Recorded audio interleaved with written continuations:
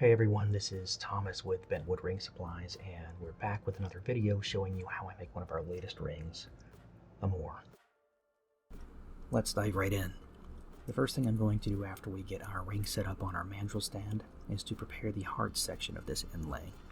I'm using red acrylic paint as the background color. Now, one thing I do differently than most is while the paint is still wet, I'm going to go ahead and add my inlay material. I'm using our inlay tapper to gently distribute some finely crushed synthetic opal and making sure that it's tamped down well enough to stick to the paint. This is a neat technique that lets me kind of combine the inlay stage with the prep stage. Once the paint is dry, I'm using a pointed tool to make sure that there are no parts of the inlay sticking out above the face of the ring, and once that's done, I'm going to just be adding a drop of thin CA, glue, and curing it with a bit of activator.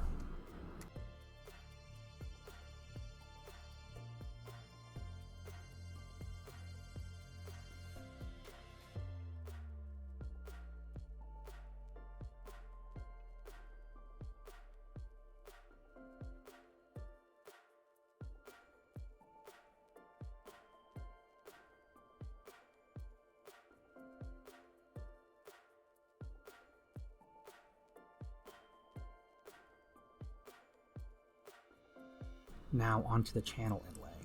This is going to be much the same as the heart section, but I'm painting the channel with white acrylic paint, not being too concerned about where it lands, just use enough to make sure it's somewhat opaque, and then use a paper towel to wipe away the excess. If you press down into the channel slightly with the paper towel, it'll remove some of the paint from the channel walls on the sides so that they don't interfere with the clear finish later.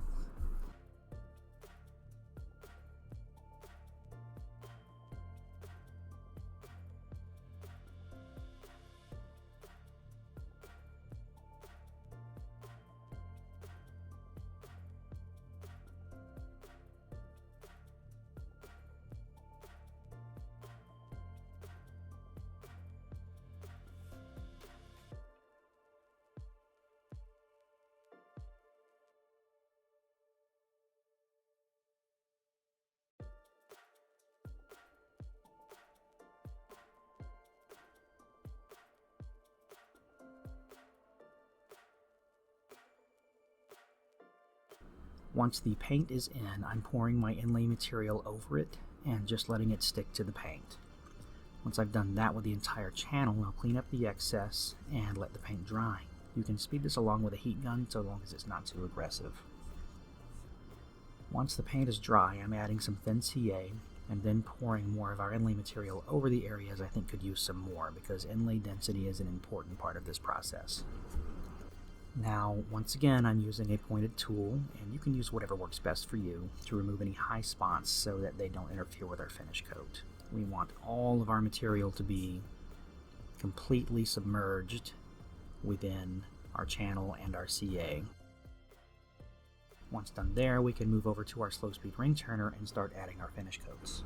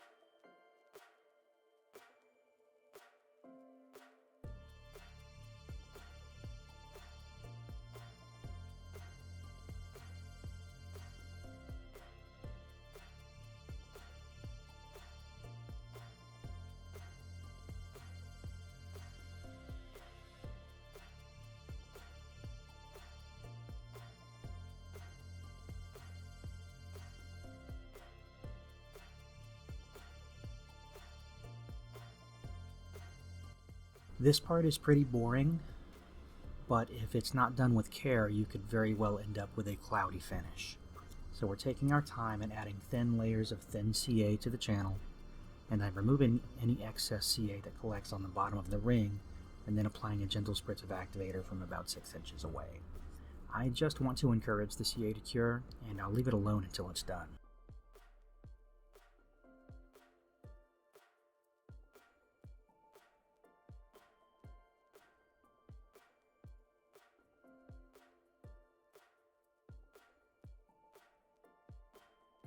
I'll repeat this process until the CA is proud of the surface of the ring.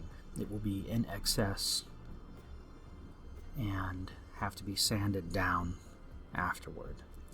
Take your time and be diligent here.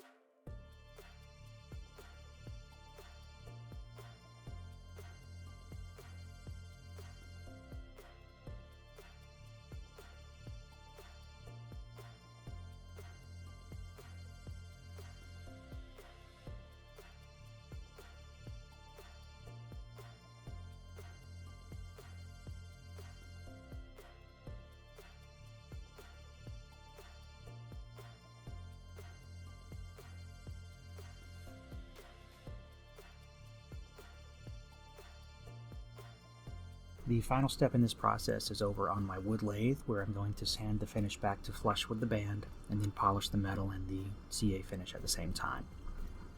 I typically start with 240 grit unless I have built up a lot of our finish and I need to remove it faster or more of it, but that's typically not necessary. I don't want to be too aggressive here. I'll work my way through 240, 320, and 400 grit sandpapers, keeping them wet so that we don't generate much heat. CA glue does not like getting hot, so if you're going too aggressively and don't wet sand, you can end up damaging your CA finish. That's going to end up being a redo, and nobody likes doing that. Once I'm done with our 400 grit sandpaper, I'll clean the ring off with water and a paper towel, then move to using Zona polishing paper. Zona is my preference, but you could use higher grit sandpaper, micro mesh, or whatever you have on hand. Zona starts at around 600 grit equivalent and finishes at 22,000 grit equivalent. I like it because I can cut smaller portions from the bigger sheets, and I don't have to haul around a big sheet of it.